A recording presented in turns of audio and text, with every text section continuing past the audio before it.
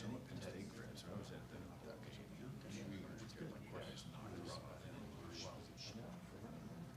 he's with the steel now. On the steel grade on the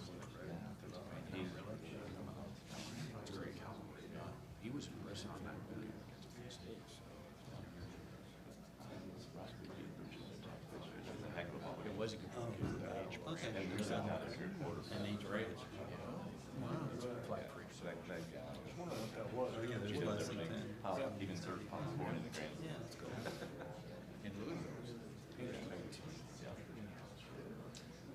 There's so much history.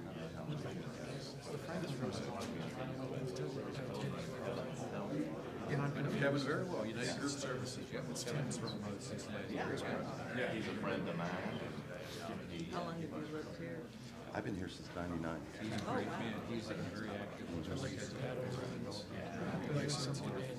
I live down in southern Maryland, so I'm 50 miles out of town. How long does it take you to get back and forth? Well, Depending on when you go. the other night when we had that little, Snowstorm? after 2 hours I gave up and I went back Well, I was actually doing during that, and Mike might not know. Was something that took me to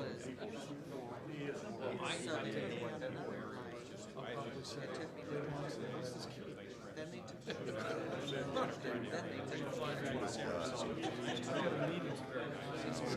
Well, they shut the federal government is supposed to have a staggered release, shutting everything at 1 o'clock. Everybody makes it's like the night, and we have our staff, so we file with the government, so my whole staff went too. But it's like the night when the president lights the National Christmas tree, that's the worst time of the year. We close our office at noon. Because they start closing streets down, and then all them people come in, and then everybody tries to leave the same time. It's terrible. Terrible state.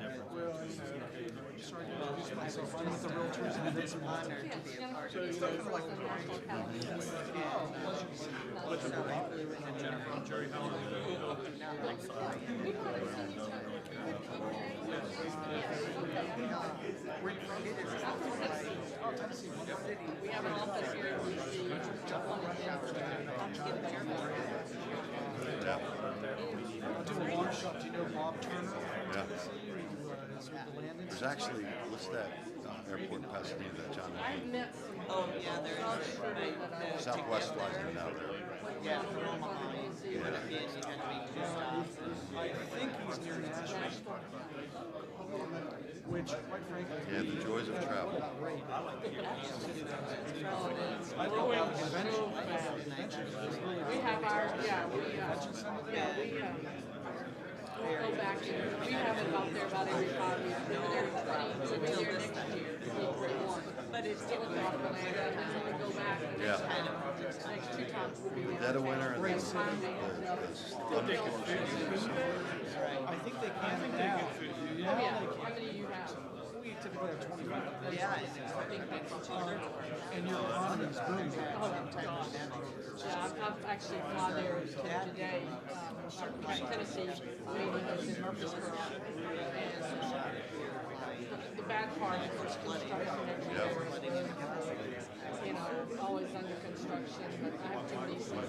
I'll trade you my Congress versus your Congress versus. Probably not. Everything is, if you look at where Yeah, I know. No one's ever taken me up on the trail. I'm sorry, I don't know why. You should talk to people like in the suburbs of Moscow, maybe. Yeah, they don't believe in God. That's the only problem. They just passed Halfway laughing about this tongue in cheek. Whoever thought we'd be talking about that. Like pushing back there, yeah. Pushing back OAC. Good luck.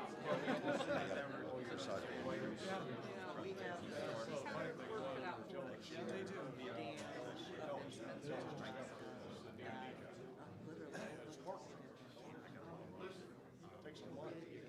clean fuel.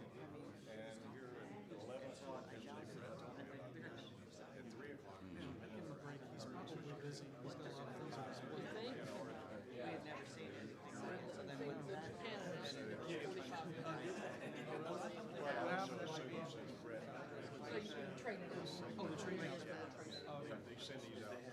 nothing happened. It was all good. What happened? It was all good. It was back in October. That was the longest 16 completed.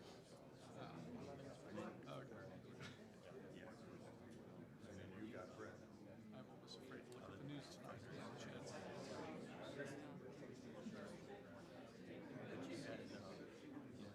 Of course, I don't even know what to look. And there really is no news. The news is all opinions. At least that's the way I look at it. This is where, this is like when you see the I know too much later. Joseph yeah, Lee. the conference room, they took it out. This is where they cast it.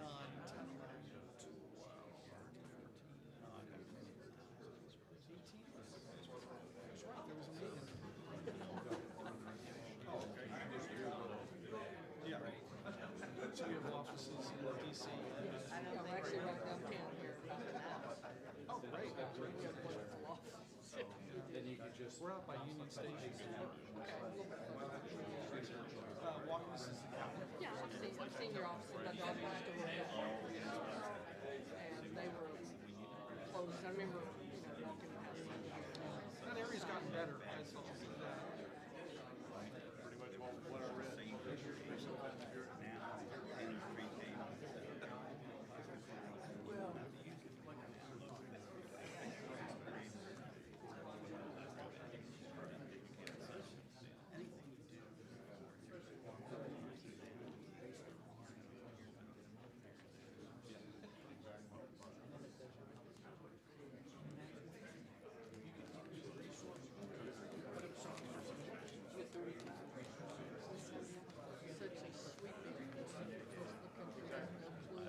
The way you get to where every federal project explodes or whatever. We only hear about the ones that they want to beat. The pipeline project and the ones that are very controversial. The thing is, this is going to be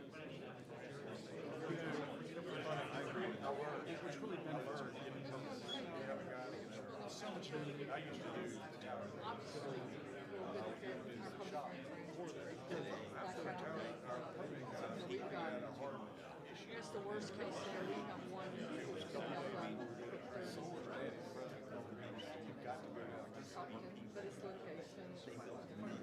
Yeah, it still protects critical environment. So I go down. We just always switch. Yeah, I'm sure, I know how that's painful. California's a whole. So I get in there and I go through that.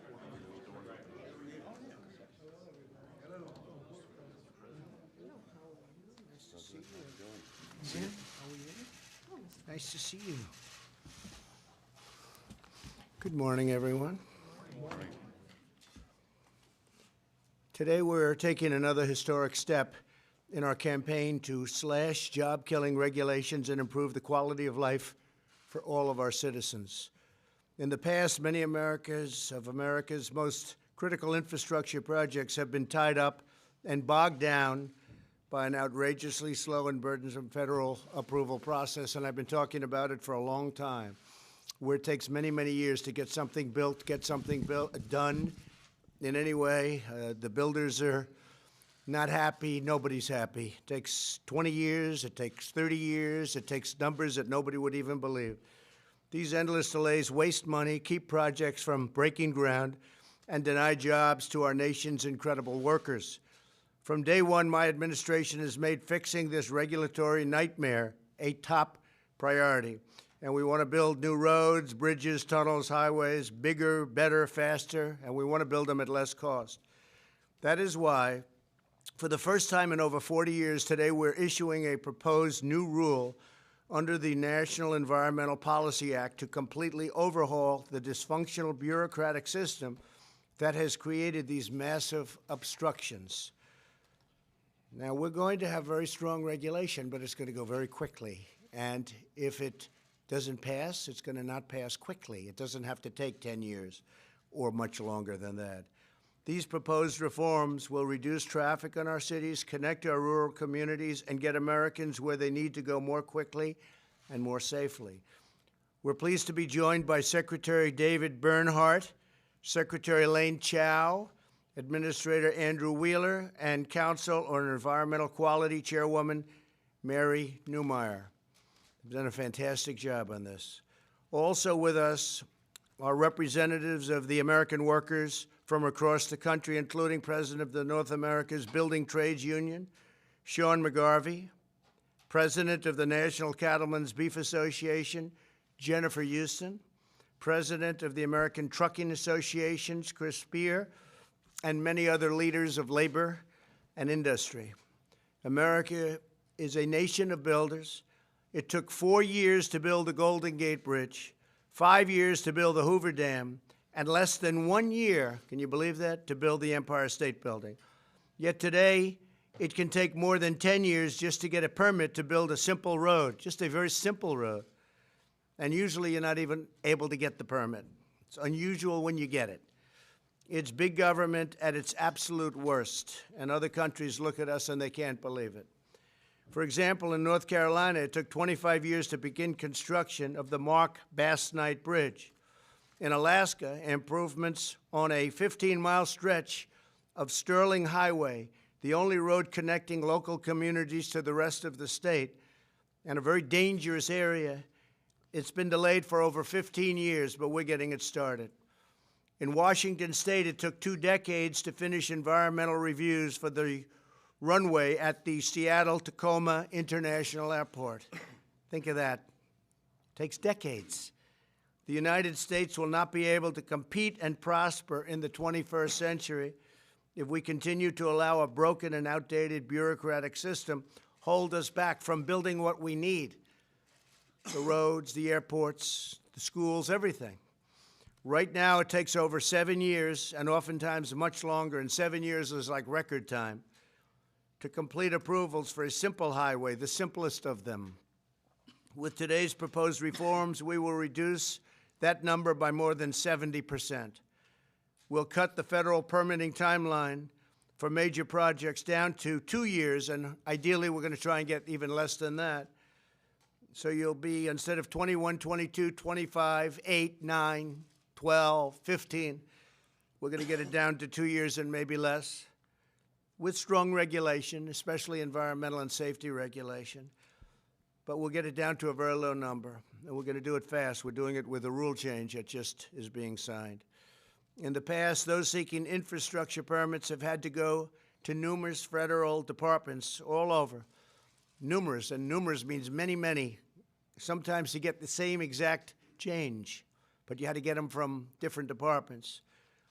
So you'd go to these federal departments and agencies requesting approval from countless governmental bureaucrats, each of whom was empowered to hold up the process and leave urgently needed projects in limbo, and for the most part, they wouldn't get built. If they did get built, it would take so many years and cost many times more.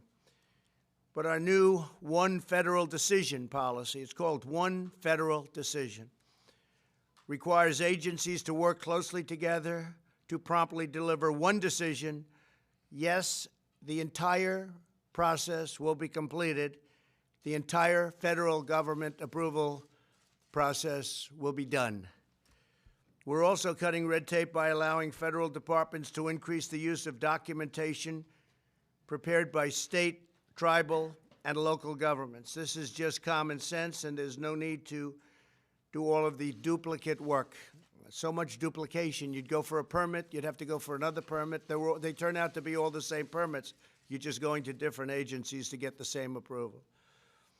At the same time, we're maintaining America's world-class standards of environmental protection. We have some of the cleanest air and cleanest water on Earth, and for our country, the air is right now cleaner than it's been in 40 years. I guess you go before that, there was a lot less activity, so we're competing. I would imagine 200 years ago it was great. 500 years ago, before we got here, it must have been really nice, right? But in the last 40 years, it's the cleanest right now. By streamlining infrastructure approvals, we'll further expand America's unprecedented economic boom, and that's what we have. We have an economic boom. We've created 7 million jobs, including over 700,000 construction jobs. Unemployment has reached the lowest rate in over 51 years. After years of stagnation, real wages have increased nearly 10% for low-income workers, the biggest beneficiaries. Our regulation cuts are giving average American households an extra $3,000 per year. And if you look at the tax cuts and all of the other cuts, it's close to $10,000 a year with all of the cuts that we're getting. And that's for an average median income family, $10,000. You know, I've talked about past administrations. The one was $475. The other one was $975. Last two, $975. And we're $10,000. And the number's actually higher than that if you include certain regulations that we got cut. So that's an amazing thing, and that's one of the reasons consumers are doing so well and leading us so strongly in this boom that we're in. But this is just the beginning. We'll not stop until our nation's gleaming new infrastructure has made America the envy of the world again. It used to be the envy of the world, and now we're like a third world country. It's really sad. You get approval, they even get financing for jobs, and then they can't build them for 15 years. And then it ends up costing 5 times more than it was supposed to cost. So I'd now like to ask Chairwoman Mary Newmeyer to say a few words, and we're going to have another couple of speakers, and then we'll take some questions. Go ahead. Thank you. Thank you. How are you doing? Come on over here, Mary.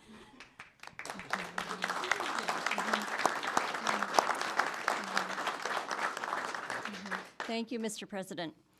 President Trump promised a more efficient permitting process so that Americans receive timely decisions on permits for vital infrastructure projects affecting their everyday lives. Today, we are proposing the first comprehensive update to the National Environmental Policy Act regulations since they were issued over 40 years ago. Over the past 3 years, the White House Council on Environmental Quality has been working closely with federal agencies and their leadership, including the leaders here today, to improve the implementation of NEPA for the American people. NEPA requires federal agencies to assess the environmental impacts of proposed major federal actions, including the issuance of federal permits and other approvals, as well as when providing federal funding. NEPA affects communities and the quality of life of Americans across the nation, from the construction of roads, bridges, airports, and harbors, to water infrastructure, agriculture, forest, land, and fisheries management activities, and environmental restoration. The goal of NEPA is to ensure well-informed decision-making, but the process can be unnecessarily complex, burdensome, and protracted. A lengthy process can delay or even derail important projects to modernize our nation's infrastructure, manage our federal lands and waters, and restore our environment. The Council on Environmental Quality has found that the average time for federal agencies to complete environmental impact statements is 4.5 years. Further, for highway projects, it takes over 7 years on average, and many projects have taken a decade or more to complete the environmental review process. These delays deprive hardworking Americans of the benefits of modernized roads and bridges that allow them to more safely and quickly get to work and get home to their families. NEPA is the most litigated area of environmental law. Delays due to lengthy reviews and lawsuits increase costs for project applicants, states, tribes, localities, and taxpayers. These delays deter investments, and these delays make our country less economically competitive. Today's proposal would modernize the environmental review process.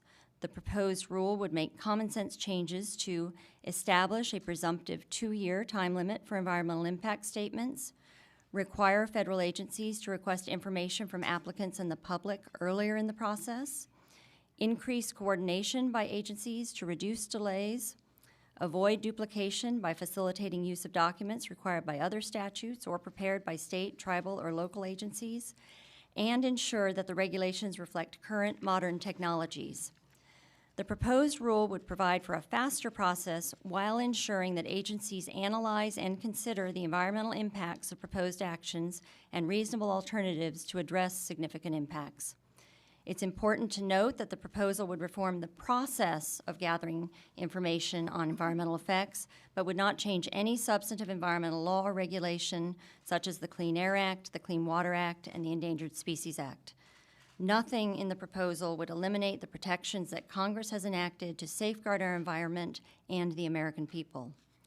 Today's proposal has undergone extensive interagency review, and the Council on Environmental Quality has carefully considered thousands of public comments.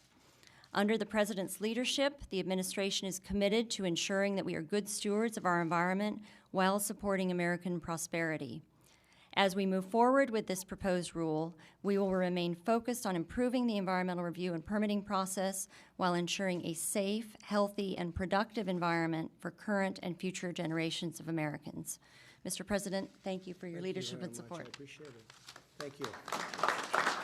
Excellent. Great job. And if I could, Secretary Chow. Secretary Chow. Thank you, sir. Good morning. We're delighted to be here because today is indeed very historic. Today's action is really needed. Our nation's infrastructure is in danger of deterioration, and it needs to be repaired and rebuilt. And as you have heard from the President and also from the Director of CEQ, the time that it is required to rebuild a new project is now unsustainable. Our nation needs, our infrastructure needs to be addressed. We all care about the environment. What we are talking about are cumbersome, unnecessary, overly burdensome, duplicative, and outdated regulations. Many of these regulations have not been updated, modernized in decades. What we're seeking is common sense solutions. As I repeat again, we all care about the environment. What we need to give as regulators is certainty to the regulated community so that if a project were not to go forward, they deserve a quick no. Right now, we string along so many people who are waiting decades for answers from the federal government. And again, that is not responsible governing. So today is historic. This NPRM will solicit comments, remarks, so it will be an open process. And what we are hoping to do is to address the infrastructure needs of our country, as the President has said on so many occasions. And then, of course, we want to see new projects be constructed and new jobs being created. Thank you, Mr. President.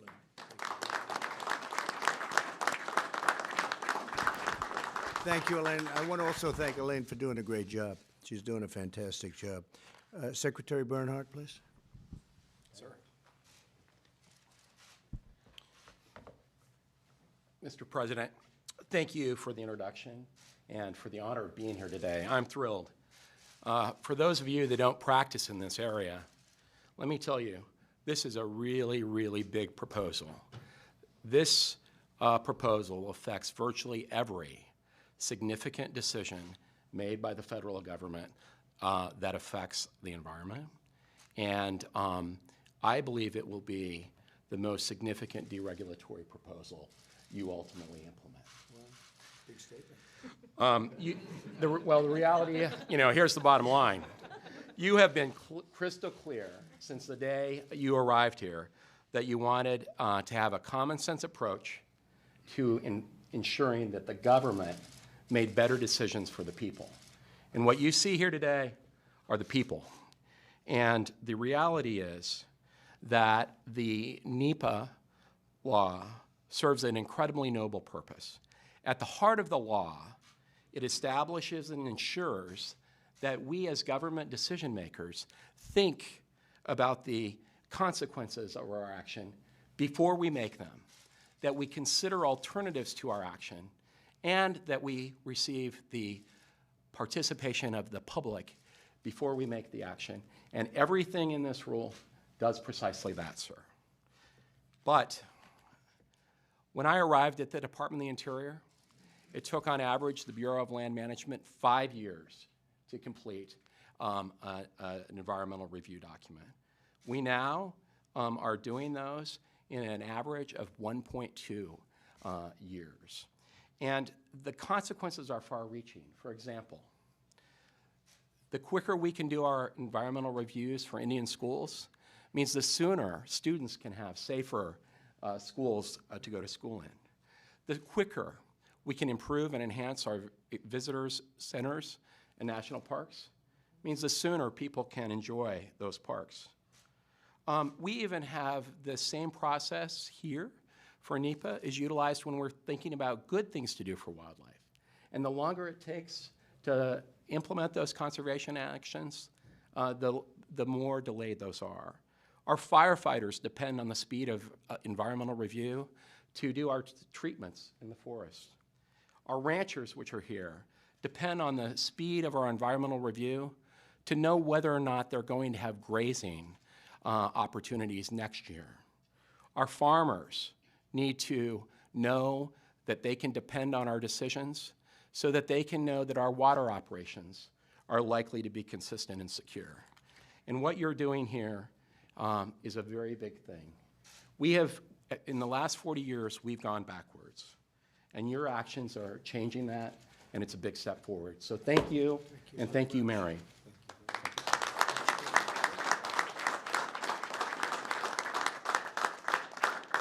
Please, Andrew Wheeler. Where is Andrew? Come on, Andrew. Thank you, Mr. President. Thank you, Mr. President. I'm pleased to be here today to celebrate yet another promise this president has fulfilled, to update the NEPA regulations. This year marks the 50th anniversary of both the EPA and the NEPA law. A lot has changed over the last 50 years, and we've made tremendous progress in protecting both the environment and growing our economy.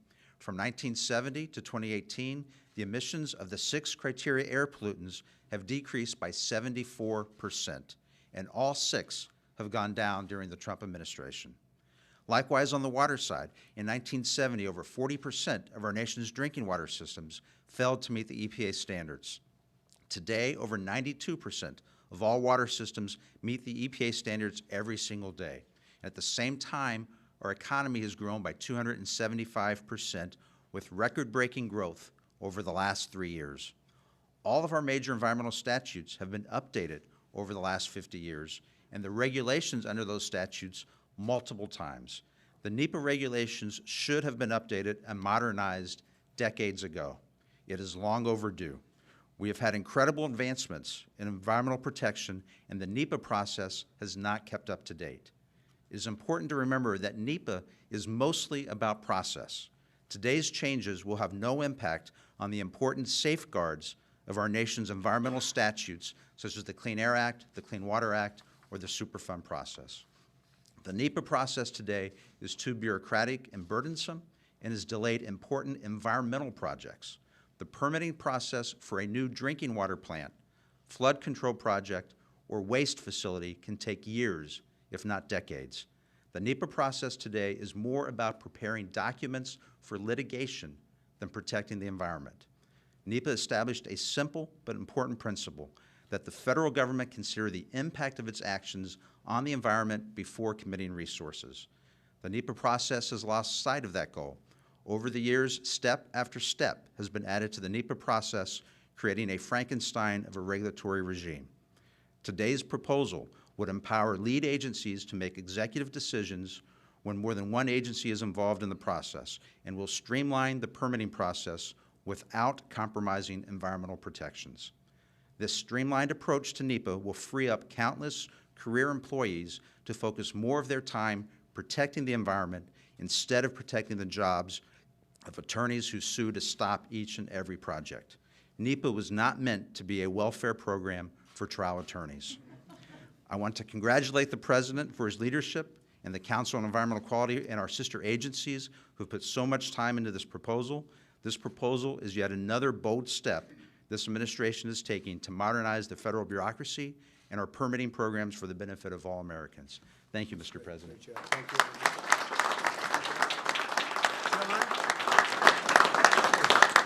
Sean McGarvey. Thank you, Mr. President. Sean McGarvey, President of North America's Building Trades. We are fully supportive of the President's initiative when it comes to NEPA and permitting reform. Few people in this country understand the archaic nature of our system the way the President does based on his background where we partnered with him for years to try to build buildings and infrastructure in the United States.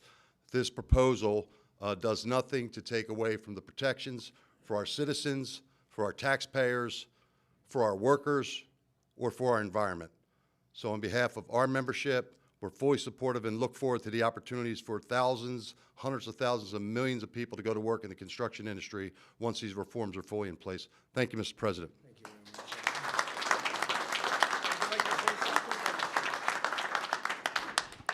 Thank you, Mr. President. America's cattlemen and women are subject to NEPA review on a regular basis, whether renewing their grazing permits, applying for a USDA program, or improving their rangeland. And although well-intentioned, it's become mired in a complex web of litigation and complexity and delay. So these reforms are very exciting. They will streamline the process, reduce duplication, allow more local control, and let our cattlemen, our beef producers, going back to doing what they do best, and that's raise high-quality beef to feed the world. On behalf of the National Cattlemen's Beef Association and the Public Lands Council, thank you, Mr. President, Secretary Bernhardt, Secretary Chow, Chairman Newmeyer. We appreciate all your work and all your really remembering the cattlemen, cattlewomen in rural America and everything you do. Thank you.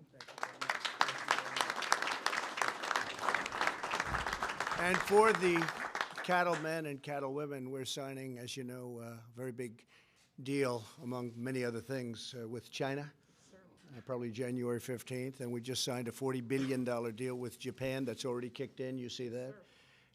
We did South Korea. We have others that we've done and some that we're doing. We have tremendous trade deals being made.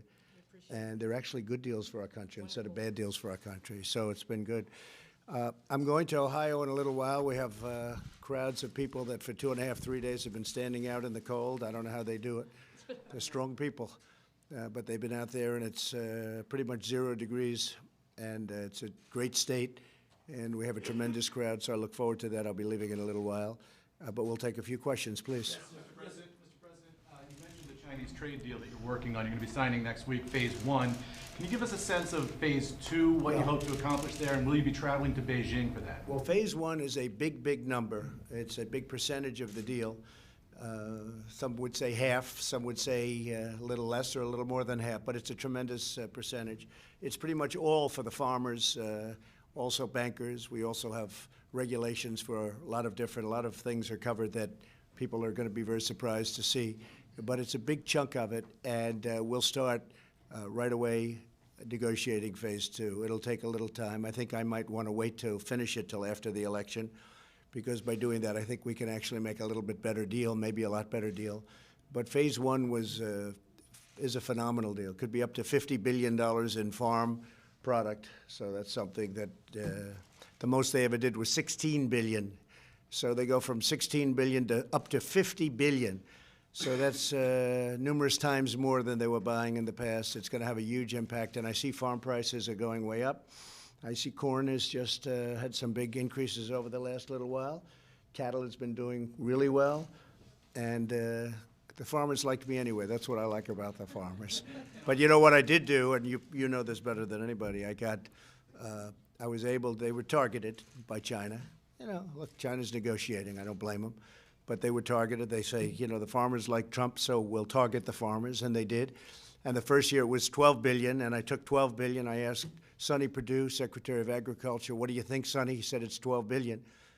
And I think that would have caused tremendous consternation. And they were hit for $12 billion, and I took $12 billion out of the tariffs. We had tens of billions of dollars left over. I gave it to the farmers. Next year was $16 billion. I took $16 billion out of the tariffs. I gave it to the farmers. So the farmers did pretty well, and now they're doing great, and prices are going up very substantially, and China's kicking in. China's already started to buy. Japan, the deal is done. They have been buying. It's a $40 billion deal. But the big question I have is whether or not the farmers will be able to supply that much, because it's much more than, it's the biggest contract ever signed. So I think it'll be great for the farmers, but also great for regulatory, great for banks, you know that, great for finance companies, really a lot. Then we're going to be covering the opening of China and various other things in phase 2. And on impeachment, sir, would you support a deal for witnesses if that included testimony from Adam Schiff and Hunter Biden? Well, I'm going to leave it to the Senate, but I'd like to hear the whistleblower. I'd like to hear Shifty Schiff. I'd like to hear Hunter Biden and Joe Biden. You know, how does Hunter Biden with no experience whatsoever? Would anybody Sean, would you like the Hunter Biden job? He has no experience, making no money, and then all of a sudden she's making millions and millions of dollars. You take that. Would you leave the union for that? I think so. I'm not sure, Mr. President. I know so, but I'm not going to tell. No, I'd like to hear from Hunter Biden. I'd like to hear from, he's a corrupt politician, Adam Schiff. He's corrupt. He gave a sentence, you know, he never knew I was going to release the transcript. He gave a sentence that he made up. He made it up, and it was not what was said in the conversation. That's why I released the transcript. Got approval from Ukraine. We released the exact transcript, and it turned out to be totally different. These are corrupt politicians. The whole thing is a hoax. But I would like to hear Hunter Biden, Joe Biden, Adam, Shifty Schiff, and some others. The informer that never showed up. You know, once I released the transcript, you know what happened. The informer, he never showed up. And the second whistleblower, John, whatever happened to the second whistleblower? The second whistleblower disappeared. There probably was none, or maybe we know who the second whistleblower was. Maybe we do. But he never showed up. All of a sudden, they don't talk because they were really unexpectedly met with the actual conversation, the exact conversation. So, yeah, if we do that, I would like to have those people, plus others, testify, because it's the greatest hoax ever perpetrated on the United States government. This has gone on since the day I came down the escalator. This isn't just here. This isn't just the Ukraine hoax. This is the witch hunt. This is the whole thing with Russia. That turned out to be a total fabricated plot. The ones who are guilty are the Democrats, the DNC, and all of the dirty cops that were involved, that we caught. Yeah. Mr. President, I'm sure you saw Mike Lee's comments. Did your national security team really say that it would be wrong for Congress to debate military action on Iran? So here's what happened on that. I had calls from numerous senators and numerous congressmen and women saying it was the greatest presentation they've ever had. Mike and Rand Paul disagreed because they want information that, honestly, I think is very hard to get. It's okay if the military wants to give it, but they didn't want to give it. And it really had to do with sources and information that we had that really should remain at a very high level. Could we individually maybe give one or two of them some information? Possibly, if we can do that. I get along great with Mike Lee. I've never seen him like that. But other people have called and they've said it was the best presentation they've ever seen. And let me tell you what was the best. Forget about presentation, the result. We killed a man who killed many, many Americans and many, many people, thousands and thousands of people. And when I go over to Walter Reed and I meet these young, incredible folks, mostly, it just seems mostly men, but also women, where their legs are gone, their arms are gone. In some cases, both the legs and the arms are gone, and the face and the body is badly damaged. And frankly, 5 years ago, they couldn't have lived, and today they can live because of the wonders of medicine and the wonders of Walter Reed and the people over there, what the job they do, the medical doctors. But I will say this, we caught a total monster, and we took him out, and that should have happened a long time ago. We did it because they were looking to blow up our embassy. We also did it for other reasons that were very obvious. Somebody died. One of our military people died. People were badly wounded just a week before, and we did it. And we had a shot at him, and I took it, and that shot was pinpoint accurate, and that was the end of a monster. And that was the second attack. That was not, we didn't start it. They started by killing one of our people and wounding badly other of our people. So that you call retribution. Ukraine, if you look at what happened with Ukraine, that's a hoax. Well, this is a hoax too. Iran went in and they hit us with missiles. Shouldn't have done that, but they hit us. Fortunately for them, nobody was hurt, nobody was killed. Nothing happened. They landed, very little damage even to the base. They landed. But we had a chance to take out a monster. We took him out, and it should have been done a long time ago. Would you go to Congress to take further military action against Iran? Would you seek congressional approval? It would all depend on the circumstance. I don't have to, and you shouldn't have to be able, because you have to make split-second decisions sometimes. Sometimes you have to move very, very quickly, John. But in certain cases, I wouldn't even mind doing it. You know what bothers me? When I see a Nancy Pelosi trying to defend this monster from Iran who's killed so many people, who's so badly, I mean, so many people are walking around now without legs and without arms, because he was the big roadside bomb guy. He was the one who'd send them to Afghanistan, he'd send them to Iraq. He was big. That was his favorite thing. He thought it was wonderful. He doesn't think it's wonderful anymore. When Nancy Pelosi and the Democrats want to defend him, I think that's a very bad thing for this country. I think that's a big losing argument politically, too. Yeah. So anyway, outside the JCPOA and also with total sanctions implemented, what's left? Well, just so you understand on JCPOA, it's close to expiring. In other words, if I didn't terminate it, it expires in a very short period of time. One of the problems, of which there was many, $150 billion, $1.8 billion in cash, all of that money, and then that money was used for terror. Because if you look at Iran, it wasn't so bad until they got all that money. They used that money for terror. That's when it became really bad. You just take a look. I mean, it really got bad when they had $150 billion, $1.8 billion in cash. The agreement, I always call it the Iran nuclear deal that didn't work. The Iran deal, it was just something that is no good for our country. It expires in a short time. That means they would be on their path to nuclear weapons. And for me, it's about nuclear weapons more than anything else. Iran cannot have a nuclear weapon. Iran will never have a nuclear weapon. They understand that. We have told them very strongly. Iran now is not wealthy like it was when President Obama handed them $150 billion. They're a much different country. We'll see whether or not they want to negotiate. Maybe they want to wait till after the election and negotiate with a weak Democrat, somebody like a Biden or a Pocahontas or Buttigieg or one of these characters. Okay, maybe they want to wait. But I think they're probably well off doing it now because if you look at the polls and if you look at what's going on, we're doing very well. They're losing a tremendous amount. They're getting hurt very badly by the sanctions. It all can end very quickly. But as to whether or not they want, that's up to them. Not up to me. It's totally up to them. They can straighten out their country. Iran right now is a mess. They can straighten out the economics of their country very, very quickly. Let's see whether or not they negotiate. Leverage today. On these sanctions, when should we expect to see sanctions on Iran following the attacks? Immediately. It's already been done. Yeah, we've increased them. They were very severe, but now it's increased substantially. I just approved it a little while ago with Treasury. And who will they be against, and what sort of sanctions? Well, you'll see. I mean, we'll put out a minor announcement. It's actually a major event.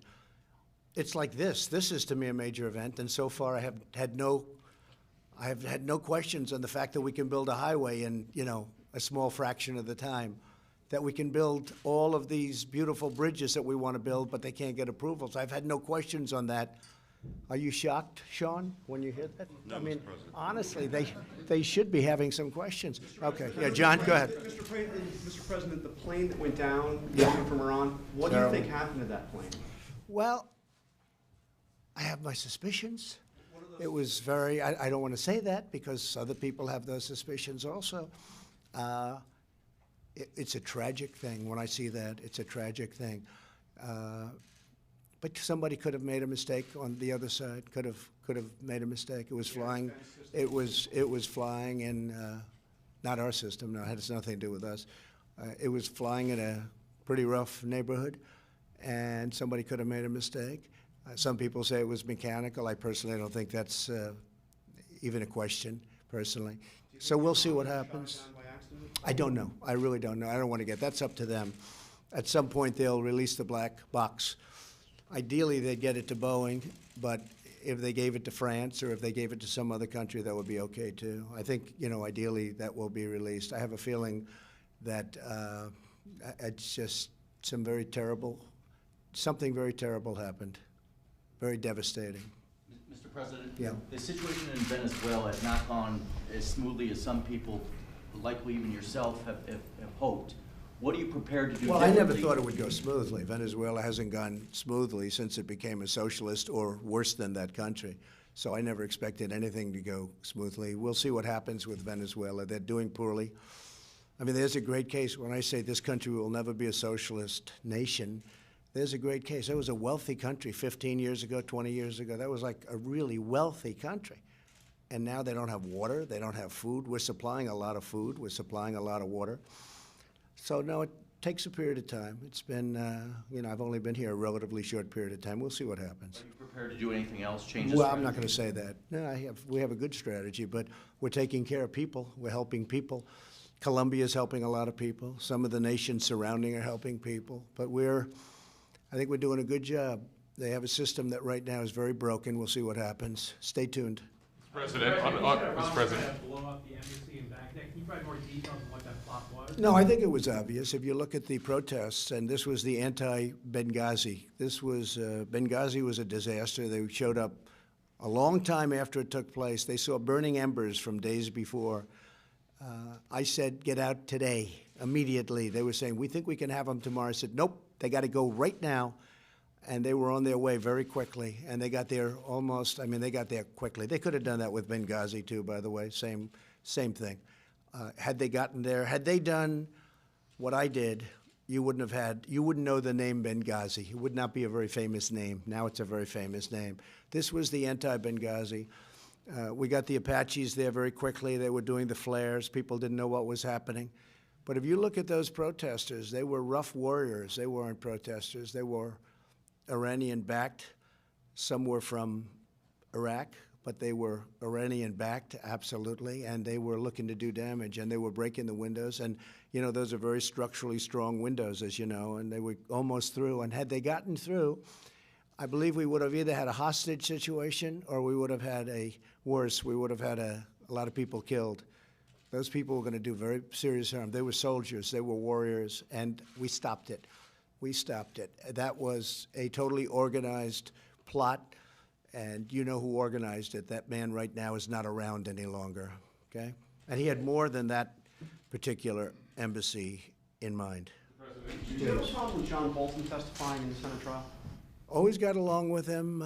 He didn't get along with some of our people, but that's really going to be up to the Senate. It's always up. I don't stop it, no, but he would, it would be. Now, I'd have to ask the lawyers because we do have to me, for the future, we have to protect presidential privilege.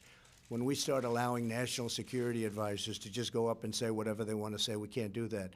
So we have to protect presidential privilege for me, but for future presidents. That's very important. I would have no problem other than we have to protect. We have to be able to protect. People can't go up and say whatever my thoughts are, whatever your thoughts are about us, countries, views. You don't want that to be out. So we have to protect presidential privilege. Yeah. So, Mr. President, you said yesterday you want NATO to do more. Could you be a little more, I did. I spoke. Right. I spoke to. From them that they Yeah, want I to spoke to him yesterday. I spoke to Secretary General yesterday, and we had a great conversation. He was very, I think he was actually excited by it. And I actually had a name, NATO, right? And then you have ME, Middle East. You'll call it NATOMI. I said, what a beautiful name, NATOMI. I'm good at names, right? USMCA, like the song, YMCA. Nobody could remember USMCA. I said, think of the song, YMCA. Now everybody says it. They don't remember the previous name of a bad deal, okay? Commonly known as NAFTA. No, if you add the two words Middle East at the end of it, because that's a big problem. That's a big source of problems. And NATOMI, doesn't that work beautifully, John? Think of that. NATO plus me. And obviously he's not getting it. He's not smiling. He used to smile. Before I ran, he was smiling. Now he's not smiling. more troops? You know what I'm talking about. More NATO personnel in the region? Is that Yeah, what you're as opposed to us, to be honest with you, because this is an international problem. And we can come home, or largely come home, and use NATO. This is an international problem. We caught ISIS. We did Europe a big favor. We got 100% of the caliphate. We have thousands and thousands of ISIS fighters are killed, and thousands, tens of thousands are in prison right now. And Europe doesn't want them. It's not right. They want to go to France. They want to go to Germany. They want to go to UK. They want to go to these countries where they came from. That's their home. The U.S. is not their home. They want to go. It's not fair that we're holding these people and that other countries aren't taking because we're bearing the cost. So I think that NATO should be expanded and we should include the Middle East, absolutely. And we pay for a big percentage of NATO. And by the way, if you look at and speak to Secretary General Stoltenberg, who's doing a terrific job, by the way, he will tell you that I raised $130 billion more than they were getting. It was going down from past administrations every single year. It was down to a very low number. I came in, I said, got to pay, folks, got to pay. We're working with you, we're protecting you, we're a part of this, you got to pay. We don't want to be the fools like we have been for so many years. So we raised $130 billion almost immediately. We had a meeting with all of the countries. I said, you got to pay. I mean, I can imagine they don't like me as much as Obama and other people, but I got to pay. We're protecting you, got to pay. We got $130 billion more, not 130, 130 more. In fact, my biggest fan in the whole world is Secretary General Stoltenberg, because he can't believe it. And now he just announced $530 billion we've gotten under my watch. And so we're in great shape with that whole situation. And I think NATO should be helping us now with the Middle East. Having an international flavor there is good. Plus, you had a deal signed with many of these countries that are in NATO. So, you know, the economic deal with Iran. So I have actually said that I think the scope of NATO should be increased, and they should be looking for ISIS. Will help. But right now, the burden's on us, and that's not been fair. But we've done a great job with ISIS. When I came in 3 years ago, ISIS was all over the place. It was a disaster. And now ISIS is, the caliphate, 100% of the caliphate is gone. 100%. And we have tens of thousands of prisoners. Well, we have them in prison. But they should be taken, and Europe should be helping with that burden. But I like the idea of NATO expanding their views. Since the environment is part of the issue we're talking about today, since the environment is something that is on the table here today, what is your position on global warming? Do you think it's a hoax? Do you think No, not at all. Nothing's a hoax. Nothing's a hoax about that. It's a very serious subject. I want clean air. I want clean water. I want the cleanest air. I want the cleanest water. The environment's very important to me. Somebody wrote a book that I'm an environmentalist. It actually called The Environmentalist, actually, before I did this. But they wrote a book. I'd like to get it. I have it in the other office. I'll bring it to my next news conference, perhaps. I'm sure you'll be thrilled to see it. I'm sure you'll report all about it. But, no, I'm a big believer in that word, the environment. I'm a big believer. But I want clean air. I want clean water. And I also want jobs, though. I don't want to close up our industry because somebody said, you know, you have to go with wind or you have to go with something else that's not going to be able to have the capacity to do what we have to do. We have the best employment numbers we've ever had.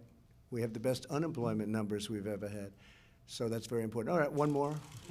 How much of your own money are you prepared to spend on your re-election? I literally haven't even thought about it. I spent a lot on the first one, and I said I did the primaries, and obviously that came out to be very successful. And I have not thought about it. I will say this, because of the impeachment hoax, we're taking in numbers that nobody ever expected. You saw the kind of numbers we're reporting. We're blowing everybody away. Nobody's ever taken in the money that we're taking in from the public. And it's good because it's an investment they're making. They're making that investment. It's better than the big donors. We're taking in numbers that nobody has ever seen before, frankly. And it's a great thing. By saying that you wouldn't take donor money. Well, I don't know. I put in a lot. Do you know the number that I put in? Do you know the number I put in for the primaries and for the first election? What, do you know that number? Don't have the It's a big number. And I to this day say, I wonder if it mattered, because I never noticed myself getting any credit for that. I did. I spent a lot of my own money, you know, tens of millions of dollars, times a lot. But I spent a lot of my own money. And I always asked the question, I said, I wonder if it was necessary, because I don't think anybody even knew that I was spending it. I'd mention it every once in a while, but I don't know. For instance, I give up my salary. It's $450,000, approximately $450,000 presidential salary. I give it up.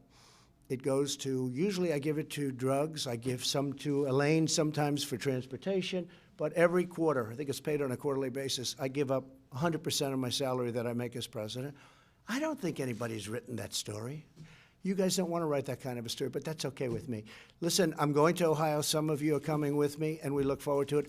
I want to congratulate all of you because I think this is going to make a tremendous difference in your unions and for your workers and for your investments and for everything. This is going to be a fantastic thing.